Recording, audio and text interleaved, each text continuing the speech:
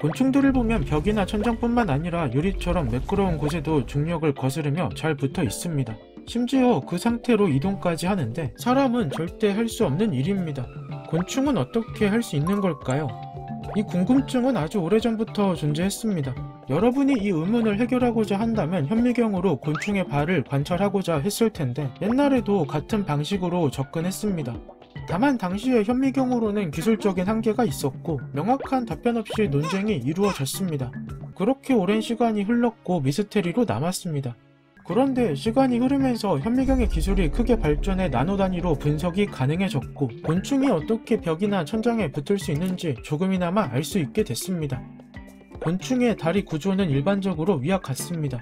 그리고 발끝을 확대해서 보면 위와 같습니다. 욕반과 발톱, 흡착반, 미세한 각모 등이 보일 겁니다. 발톱은 거친 표면을 오르기에 적합하고 욕반을 가진 곤충들은 끈끈한 점액을 분비해 미끄러운 표면에서 붙을 수 있습니다. 곤충에 따라 형태는 다양해도 이런 기관들을 이용해 환경에 맞게 한 가지 또는 복합적으로 사용해서 벽이나 천장에 붙을 수 있습니다.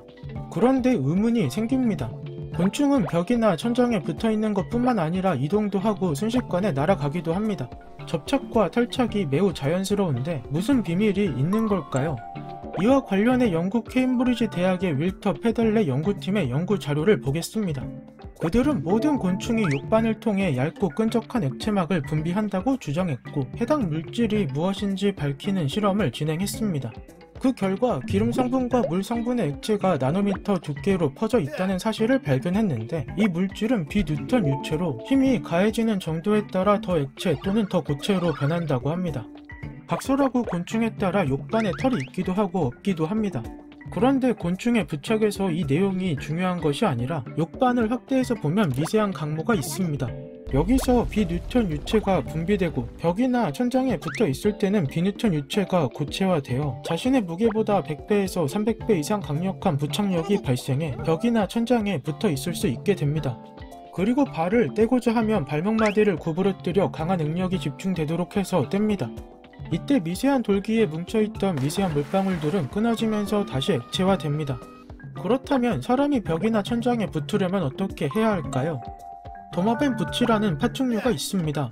이 도마뱀 부치의 발바닥은 사람처럼 건조한데 그럼에도 벽이나 천장에 붙어서 이동할 수 있습니다. 그게 가능한 이유는 발바닥에 있습니다. 현미경으로 확대해보면 매우 미세한 각모가 수백만 개나 배열해 있습니다. 그리고 각모는 또 수백 개의 선모로 구성되는데 이렇게 매우 미세한 각모와 선모를 가진 발바닥이 바닥에 닿으면 표면적이 매우 크게 증가합니다. 이에 따라 분자관에서 작용하는 작은 인력인 반데르 발스 힘의 작용으로 인해 강력한 접착력을 보이면서 벽이나 천장에 붙을 수 있습니다. 그렇다면 사람도 도마뱀 부치처럼 부착면에 접촉하는 표면적이 넓어지면 벽에 붙을 수 있을까요? 위 자료는 도마뱀, 거미, 쥐, 파리 등 벽을 타고 다니는 생물 225종의 몸 크기와 발바닥 크기를 측정해서 비교한 자료입니다. 몸집이 클수록 발바닥도 커야 했는데 해당 데이터를 사람에게 적용해보면 접착 부위가 신체 표면 전체의 40% 이상, 전면부의 80% 이상이어야 가능하다고 합니다. 그러니까 발 사이즈가 최소 5.016m 정도는 돼야 가능하다는 것으로 사실상 불가능한 일입니다. 그래도 이러한 도마뱀의 발바닥을 모방해 매우 강력하면서 반복해서 붙였다 뗄 수 있는 테이프를 만들기도 하고 물체를 흡착하는 용도로 사용할 수 있는 로봇을 만들기도 하기에 무의미한 연구는 아닙니다. 궁금증이 해결되셨나요?